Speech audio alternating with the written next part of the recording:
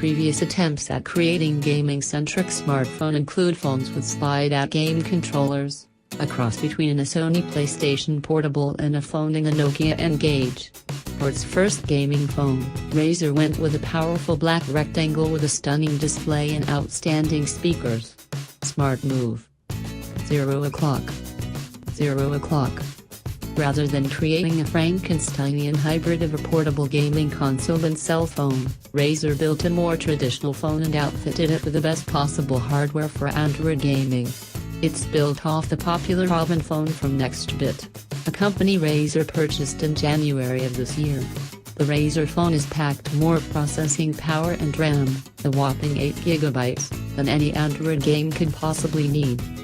On the outside is a pair of very loud speakers and the world's first 120Hz ultra-motion display, a variable refresh rate screen capable of running at up to 120 frames per second. Loaded with a vanilla version of Android 7.1.1. With an upgrade to Android Oreo due early next year, it's not bogged down by bloatware.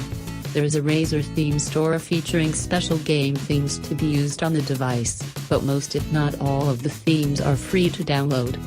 The only substantial preloaded piece of software is Nova Launcher Prime, a popular third-party personalization app that's a lovely inclusion. It all adds up to a $700 Android phone that plays games better than other Android phones, faster, smoother. It's sort of like the Xbox One, the 10th of Android phones. Maybe that's a bait comparison. Gaming performance. Between the fast display, the powerful Qualcomm Snapdragon 835 processor and an extravagant 8GB of RAM, the Razer phone excels at doing what it was designed to do: playing games. It's readily capable of handling any game Google Play throws at it, but where it really excels is games specifically enhanced to take advantage of its unique specs. Most Android games and apps are capped at 60 frames per second.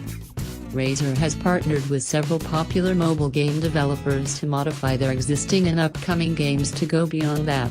Gear Club's car races run at around 75 frames per second, depending on settings.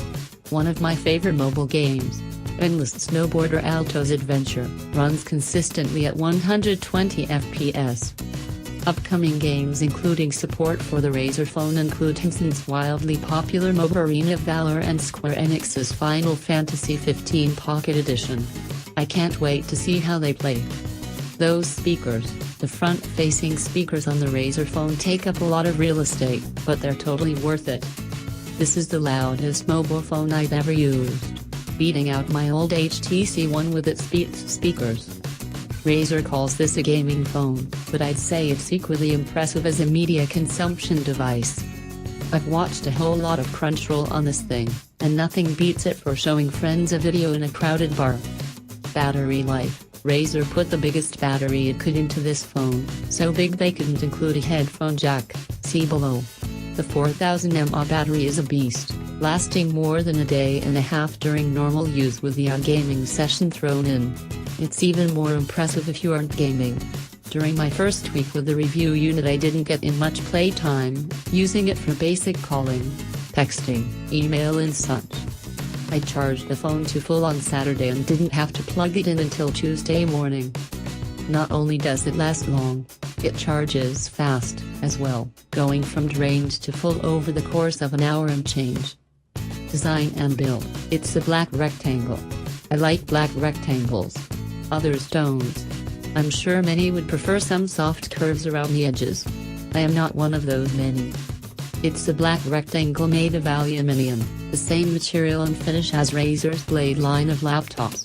Only where my Blade has a couple of nicks in it from bumping into things, revealing silver metal beneath. They drive me inside. The phone is unscuffed despite several drops, sitting on a desk filled with dangerous implements and riding in a pocket filled with loose change. The downside. The camera. The Razer phone's camera isn't bad.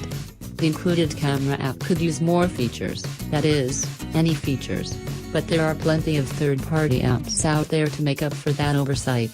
The issue is it seems to have problems focusing and staying focused. Most of the pictures I've taken with the phone are passable but a tiny bit on the blurry side. Razer recently released a software update improving camera performance, so there's a chance it could get better down the line. For now, if one of the primary uses for your phone is pictures, you could do better, like the real camera. The speaker grills.